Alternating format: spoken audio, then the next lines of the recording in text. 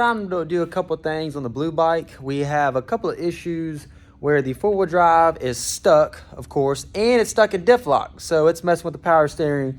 So what I got today, well, I ended up buying the Shore 4 kit, and this is actually the one that also still has the readout on the screen.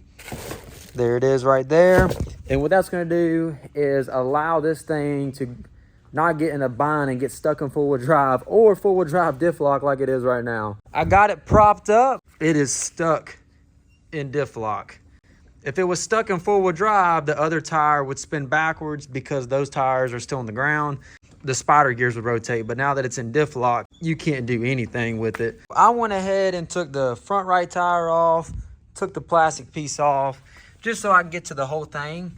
Once you take the cowling off, I call it the cowling, you can probably do everything from here, but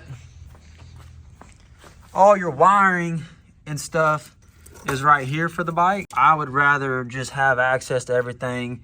I mean, the clip is right here anyway. I gotta get access to this wire where it runs down. So I think it's just gonna be a little bit of an easier having more room, and it don't take that long. It's just a couple of pops and whatnot.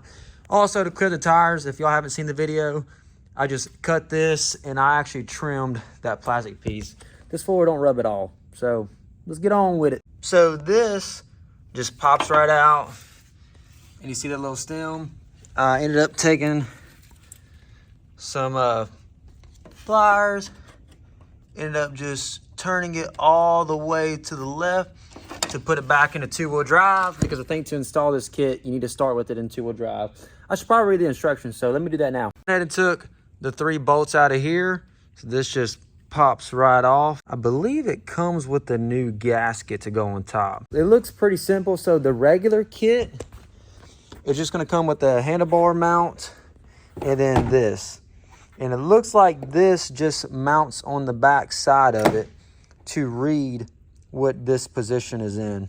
This is what it's looking like, but we got to open this up anyway for the cable to get in there. So I'm gonna go ahead and mount this up, run the cable down, unplug all the old stuff. So where this wire runs down for this, it looks like it runs into a separate plug, because when I unplug this, this actually runs into a pigtail right here. So I'm gonna get this snorkel out the way. Thankfully, I just have a boot here and a boot here. The way I got this radiator locator, I have all my plugs up high.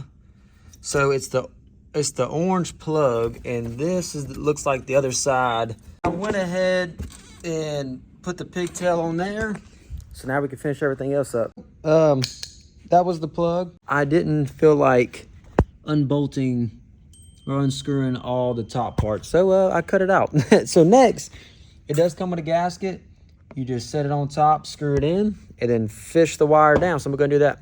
Joke's on me. Actually, it don't take long to do it. I just got a little lazy, I guess. But to run that the new cable down, make it look nice and neat, it had to come off. Got this mounted up, got it in two-wheel drive, ran it through here.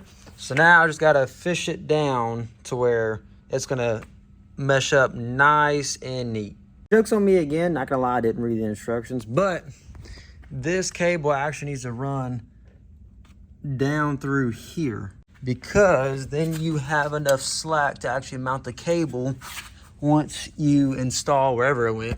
Oh, here it is. Once you install this, the cable will reach that. And if you look at that little groove right there, there's an O-ring sandwiched between 2 of these nuts. So I'm gonna get that O-ring out of here. That O-ring needs to mesh up right in there. So this didn't have an O-ring on it, so I pulled the O-ring off of the original part. Neither does this. Does not have an O-ring either, and this doesn't. But those come with gaskets. This didn't come with a gasket, so definitely reuse that O-ring. And I just got dirt on it, so let me clean that up. All right, so I got it right to where the threads are poking through. So now I can take this bottom washer and unscrew it all the way down, flush a bottom nut flush up against that O-ring, and then we can connect ball to that little socket. All right, just like that. And we're not gonna adjust the slack just yet, but you can see just a little bit of threads poking through. So I got it screwed in all the way. And then now we can go ahead and mount it. Looks like the easiest way to mount this is to have that straight up and down, and to put this straight up and down, and then push it on, and then go ahead and mount everything else behind it. As you can see, it's mounted in, and there is just a little bit of slack that we need to adjust. But right now it's in 2-wheel drive. Put it in 4-wheel drive. You kind of have to rotate the tires to help you get it into 4-wheel drive. Don't force it. As you see, it's not going all the way in. Just spin the tire or shake it back and forth, and it'll click in. And what you're looking for when it clicks into 4-wheel drive, you want to adjust it. This little notch right here to line up with this notch right there when the bike's in 4-wheel drive. So now what we're gonna do is adjust the cable. And by doing that, we're gonna unscrew the top right here, and it's slowly gonna rotate that until those marks line up. Then the top nut, we can jam it up against the adjuster. All right, so I got the light on this time. And as you can see, this little notch is lined up with the big knot. It's adjusted, it's in 4-wheel drive. That's where you want to adjust the slack. And you simply just bring that top nut up, then you can go ahead and slide your dust cover over it, and then she's good to go.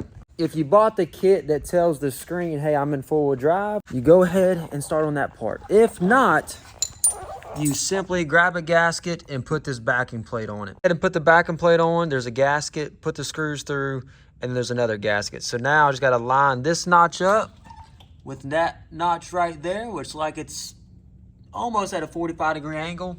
Get it close and then put it on. All right, so I put some dielectric grease on the plug right here. So it's bolted in, everything's adjusted. Theoretically, turn the key on, I put it back in 2-wheel drive. The light is no longer on. Put it in 4-wheel drive. Oh, looks like it slipped right in. And it says 4-wheel drive on the dash. I don't know if it's slipping to diff lock. Yeah, you gotta be moving. But that's it. That's exactly what I wanted. So that's good. That's one problem fixed. Now to put all this back together. You can see we're in 2-wheel drive.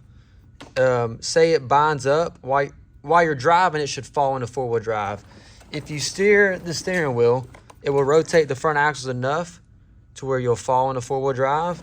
And then if you steer the steering wheel again, or while you're driving, it will fall into diff lock. And as you see, I opted for the lights to come on, which obviously you can confirm by whichever slot you're in. But now that everything's in line, fall into everything.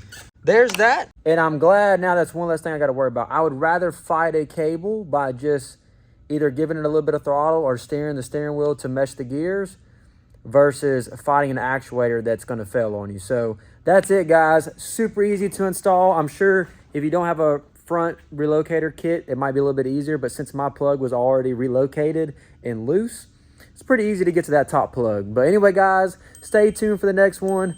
I know you guys have been waiting for this to get done. The motor is coming. It's being built. I can't wait to show you guys. But until the next one.